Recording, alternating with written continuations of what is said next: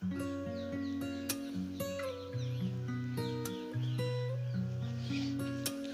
Friends, आज अपने बात करेंगे न्यूक्लियर फिजिक्स। ये इम्पोर्टेंट टॉपिक है। ये 11th 12th और बीएससी और एमएससी तक चलता है। इसके कुछ बेसिक्स की बात करेंगे और ये इसका पहला पार्ट आएगा। इसके बाद नेक्स्ट पार्ट आएगा जिसमें इसकी फुल डिटेल्स वीडियो आएगी। तो आप फिजिक्स पीजीपीएस क्लास के साथ जुड़े रहें। तो स्टार्ट करते हैं। न्यूक्लियर फिजिक्स नाभिकीय भौतिकी भी बोलते हैं इसको हिंदी में। और इसका अपने बात करते हैं कि एक अपने पास क्या है, एक अणु है। अणु किससे मिलकर बने होते हैं? परमाणु से। परमाणु किससे मिलकर बने होते हैं? ये बात आती है अपने पास एक नाभिक और इलेक्ट्रॉन के साथ मिलकर। नाभिक में क्या होता है वो उसकी बात आगे करते हैं अपने। तो एक एटम या एक मॉलिक्यूल किससे मिलकर बना होता है? एटम से। और एटम किससे मिलकर बना होता है? न्यूक्लियस और इलेक्ट्रॉन से। हाँ जी। अब अपने बात करते हैं न्यूक्लियस की। सबसे पहले न्यूक्लियस की बात करें तो इसका जो अपने पास त्रिज्या होती है वो अपनी होती है 10⁻⁻15 मीटर। 10⁻⁻15 मीटर। और जिसको अपने एक फर्मी भी बोल देते हैं। जिसको अपने एक फर्मी भी बोल देते हैं। और एक जो एटम होता है उसका जो टोटल पॉजिटिव चार्ज होता है, जिस जगह पे इकट्ठा होता है, जिस जगह पर केंद्रित होता है या सेंटर्ड होता है। एक एटम में कोई ऐसी जगह भी होएगी ना जहाँ पे भी जो टोटल चार्ज है वो इकट्ठा होएगा, उसको बोल देते हैं अपने पास न्यूक्लियस या नाभिक। एक नाभिक दो चीजों से मिलकर बना होता है। एक होता है प्रोटॉन और एक होता है अपने पास न्यूट्रॉन।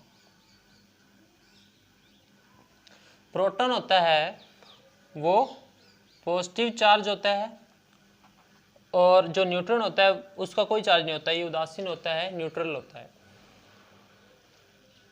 जो प्रोटॉन होता है इसका जो पॉजिटिव चार्ज है, जो इसके चारों ओर नाभिक के इलेक्ट्रॉन घूम रहे हैं उनके बराबर इसका चार्ज होता है। मतलब जितना इलेक्ट्रॉन का नेगेटिव चार्ज होगा उतना ही पॉजिटिव चार्ज होगा, तो ही कोई स्थायी एटम की अपने पास निर्माण होता है।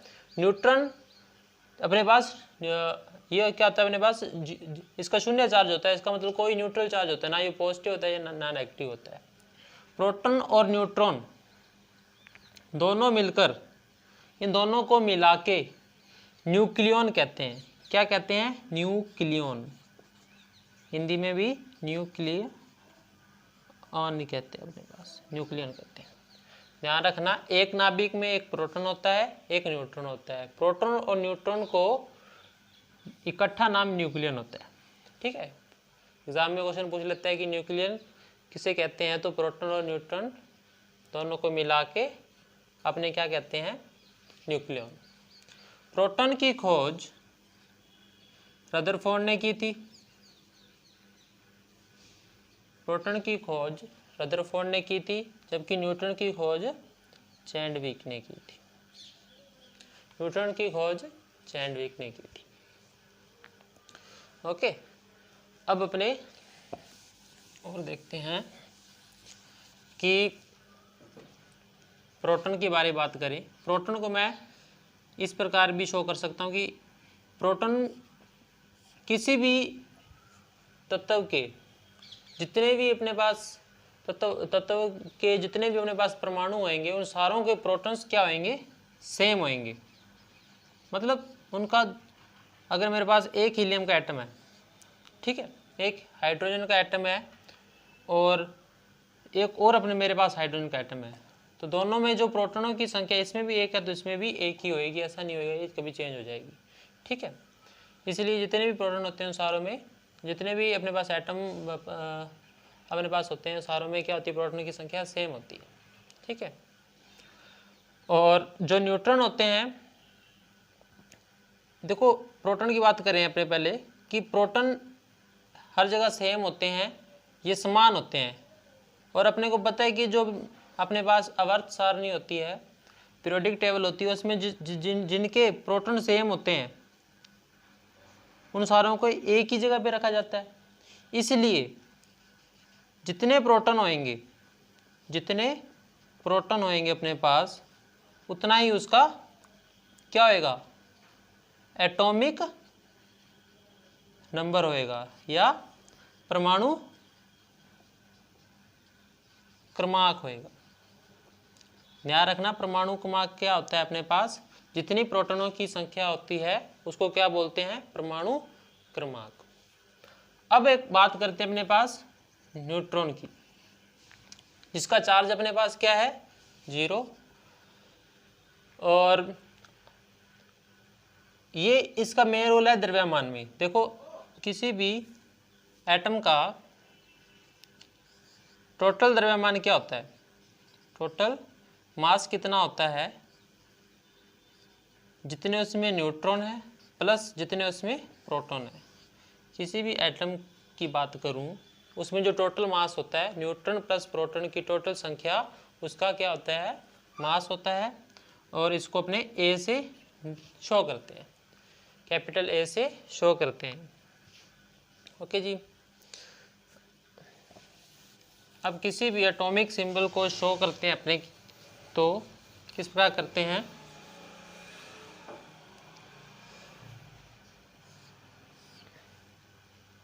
ये कोई एटम है जो उसका एटॉमिक सिंबल हो गया, ठीक है, इसको अपने जेड, ये उसका परमाणु क्रमांक होता है, ये उसका टोटल नंबर ए, मास, उसका टोटल मास होता है ए।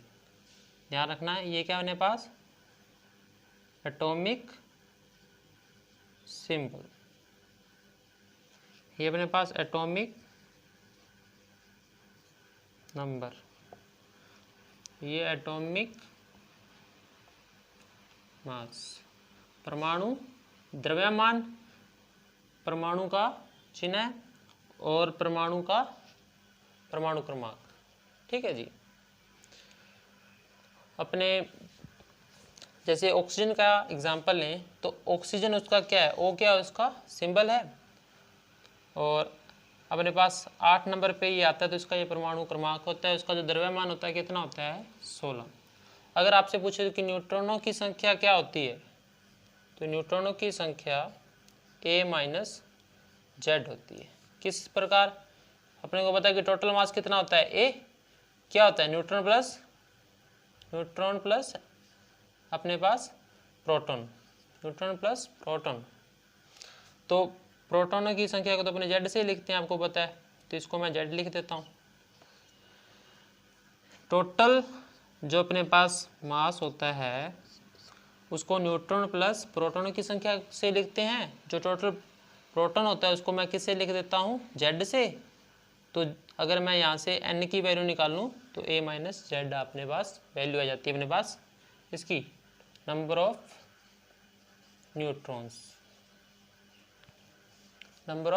न्यूट्रॉन्स, ठीक है।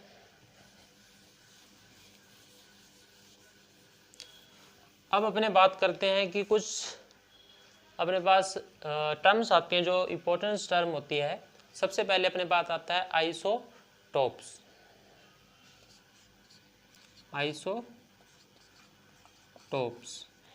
जिसको अपने क्या बोलते हैं, समस्थानिक हिंदी में, ठीक है। इसको आइसोटोप्स के साथ साथ और एक नाम है इसका आइसोप्रोटोनिक।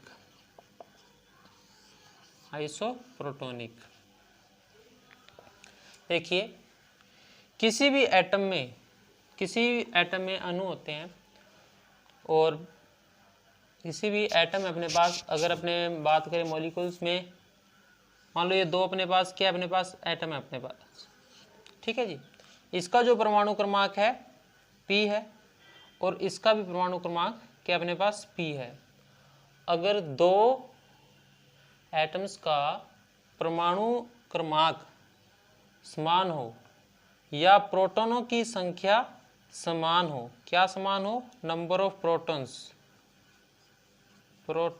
नंबर ऑफ प्रोटॉन्स सेम हो एक दूसरे के, तो उसको क्या बोलते हैं, एक दूसरे के समस्थानिक बोलते हैं। किस प्रकार, एग्जांपल देखिए, 1H1 हाइड्रोजन का एक समस्थानिक है, एक होता है अपने पास 1H2, ये Z अपने पास क्या होते हैं, Z प्रोटॉनों की संख्या, ये दोनों क्या है अपने पास सेम है। अगर ये दोनों सेम है तो ये दोनों क्या हो जाएंगे, आइसोटॉप्स हो जाएंगे। इसी प्रकार ऑक्सीजन का 816 और 817 दो समस्थानिक है, दोनों सेम है और ये दोनों एक दूसरे के क्या हो जाएंगे, आइसोटॉप्स हो जाएंगे।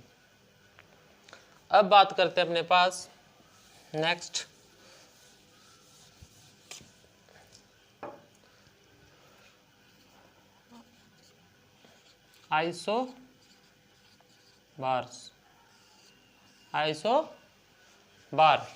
आइसोबार क्या होता है, देखिए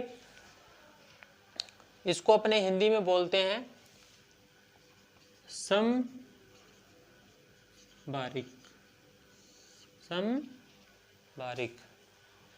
ध्यान रखना, जिनका भार समान हो, भार मतलब जिनका द्रव्यमान क्या हो,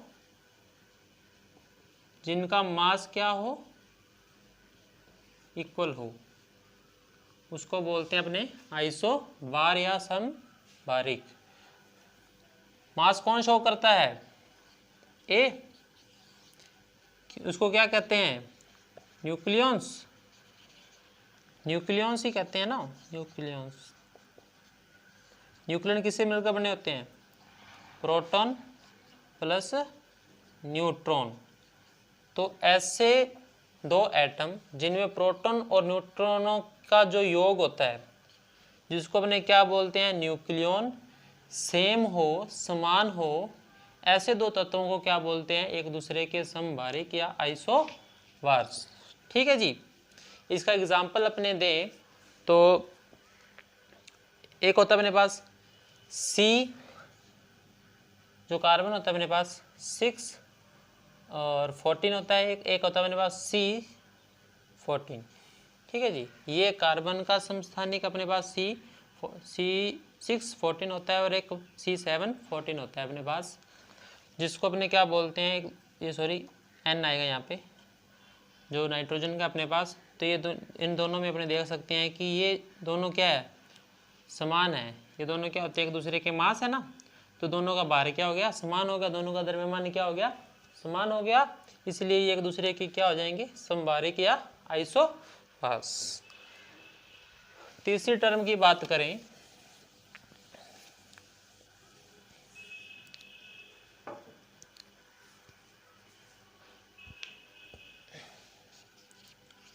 आइसोन्यूट्रॉनिक या समन्यूट्रॉनिक, हिंदी में भी सेम ही है। ठीक है। सबसे पहले बात करते हैं कि ये कोई सिंबल है, यहाँ पे Z होता है, यहाँ पे A होता है। ये कोई अन्य सिंबल Y है, ये अपने पास Z है, ये अपने पास A है। ठीक है। इसका अपने इसको A1 मान लेते हैं, इसको मैं A2 मान लेता हूँ, इसको Z1 मान लेता हूँ, इसको Z2 मान लेता हूँ। अगर A1 की वैल्यू मैं मानता हूँ अपने पास, न्यूट्रॉनों की संख्या इसमें मानता हूँ, क्या हो जाएगी,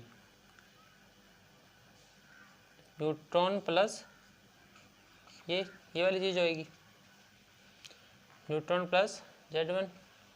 और इधर बात करूं तो न्यूट्रॉन प्लस Z2, इन दोनों की क्या होगी, A1 और A2 की वैल्यू होगी। ठीक है जी। अगर मैं यहाँ से न्यूट्रॉनों की संख्या निकालता हूँ, क्या आएगी, ये A है, ये अपने पास A1 है, ये अपने पास A2। अगर ये अपने पास आता है A1 माइनस Z1 और अपने पास इधर n आता है A2 माइनस Z2। अगर ये दोनों समान है, अगर ये दोनों समान है, इक्वल है, तो क्या होएगा, A1 minus Z1 equal A2 minus Z2। ठीक है, A2 माइनस Z2 या A1 minus A2 Z1 minus Z2। ठीक है जी। यानी दोनों का जो मास का जो अंतर है, दोनों के जो मास का अंतर है, दोनों के परमाणु क्रमांक के अंतर के इक्वल हो। ये किसका डिफरेंस अपने पास, मास का। ये किसका डिफरेंस अपने पास, मास डिफरेंस है जी। और ये किसका डिफरेंस है अपने पास, एटॉमिक नंबर या परमाणु प्रोटॉनों की संख्या का अंतर और मास का अंतर समान हो, तब वो एक दूसरे के क्या कहलाते हैं, सब न्यूट्रॉनिक। या अपनी या सीधा सिंपल भाषा में ये कह दें कि अगर दोनों में न्यूट्रॉनों की संख्या समान है, तब इसको क्या बोलते हैं अपने, सम न्यूट्रॉनिक या आइसो न्यूट्रॉनिक। ठीक है जी। इसका एग्जांपल है अपने पास 1H3, एक एटम ये हो गया। एक इसका साथ में आइसो न्यूट्रॉनिक लेता हूं, वो है अपने पास 2H4। देखो दोनों का परमाणु क्रमांक का अंतर निकालूं तो 1 माइनस 2, इस देखो 2 माइनस 1 का अंतर 1, इन दोनों का अंतर क्या है 1, इन दोनों का अंतर क्या है 1, दोनों अंतर समान है तो क्या हो गए, सम न्यूट्रॉनिक। अगर मैं थोड़ा सा फिजिकल लैंग्वेज में बात करूं कि देखो इसमें न्यूट्रॉनों की संख्या कितनी होगी, हाइड्रोजन में न्यूट्रॉनों की संख्या कितनी होगी 3 माइनस 1 2, इसमें कितनी होगी 4 माइनस 2 2, तो दोनों में न्यूट्रॉनों की संख्या क्या है, समान है, इसलिए इसको क्या बोलते हैं, सम न्यूट्रॉनिक। क्या बोलते हैं जिसको, सम न्यूट्रॉनिक। अब बात करते हैं अपने इंपॉर्टेंस है, कई बच्चों को समझ नहीं आता, ये ध्यान से देखिए।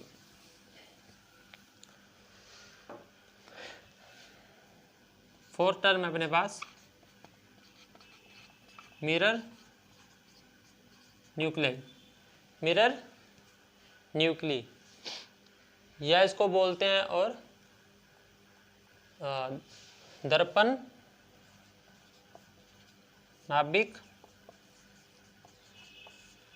हिंदी में इसका नाम दर्पण नाभिक, या इसको प्रतीप नाभिक भी बोलते हैं, या इसको प्रतीप नाभिक भी बोलते हैं। तो मिरर न्यूक्लियाई क्या कहते हैं, आपको समझाते हैं थोड़ा सा। मान लो एक एटम X है मेरे पास और एक एटम Y है। एक एटम मेरे पास X है और एक एटम मेरे पास Y है। दोनों का जो मास है X और Y का, दोनों का मास क्या है A, यानी दोनों का जो मास है अपने पास क्या है, सेम है। दोनों का मास सेम है और एटम अपने पास अलग अलग है। ठीक है जी, दोनों का मास सेम है और एटम अपने पास क्या है, अलग अलग। ठीक है, इसमें मैं नंबर ऑफ प्रोटॉन्स की बात करूं, यानी Z होता है जो, ठीक है, प्रोटॉनों की संख्या या प्रोटॉन्स की बात करूं, P है। इस पे जो नंबर ऑफ प्रोटॉन्स क्या है अपने पास, P है। और नंबर ऑफ न्यूट्रॉन्स की बात बाद में करते हैं, पहले नंबर ऑफ प्रोटॉन्स की बात करते हैं अपने। ये क्या है अपने पास, P है। और इसमें जो नंबर ऑफ न्यूट्रॉन्स है, नंबर ऑफ न्यूट्रॉन है, वो क्या होएगा A माइनस Z। यानी ये P जितनी संख्या इसकी, मान लो इसके नंबर ऑफ प्रोटॉन मान लो 10 है, ठीक है, इसमें न्यूट्रॉनों की संख्या दूसरे एटम में 10 है। ठीक है, दोनों समान होनी चाहिए, दोनों समान होनी चाहिए, इसी प्रकार इसके जो प्रोटॉनों की संख्या है, इसकी जो प्रोटॉनों की संख्या है वो P है, मान लो ये P1 है, ये P2 है, और इसमें जो न्यूट्रॉनों की संख्या है, इसमें जो न्यूट्रॉनों की संख्या है A माइनस जेड, इस P2 के इक्वल है, इस P2 के इक्वल है। तो अब इसको क्या बोलते हैं, मिरर न्यूक्लियाई।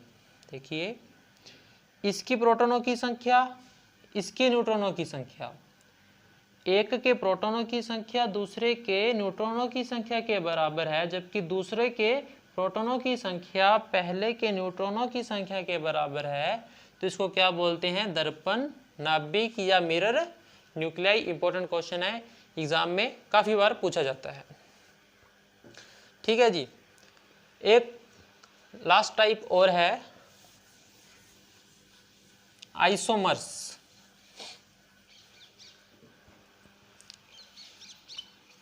आइसोमर्स जिसमें क्या होता है, आइसोमर्स में ऐसे परमाणु जिनमें उनका प्रोटॉनों की संख्या और द्रव्यमान दोनों समान हो, प्रोटॉनों की संख्या Z और द्रव्यमान समान हो, ZA और इसका भी ZA, इनको बोलते अपने आइसोमर्स। इनको क्या बोलते हैं अपने पास, देखो दो एटम है, दोनों के अपने पास ZA और ZA दो अपने पास क्या है, आइसोमर्स। हाँ, मिरर न्यूक्लियाई का एग्जांपल आपको दे देता हूँ थोड़ा सा। मिरर न्यूक्लियाई, मिरर न्यूक्लियाई का एग्जांपल अपने है अपने पास 2He3, एक 2He3 और 1He अपने पास अगर लें तो 3, ये दो हाइड्रोजन का समस्थानिक हो गया ना अपने पास, 1He3 और 2He3। ठीक है जी। देखिए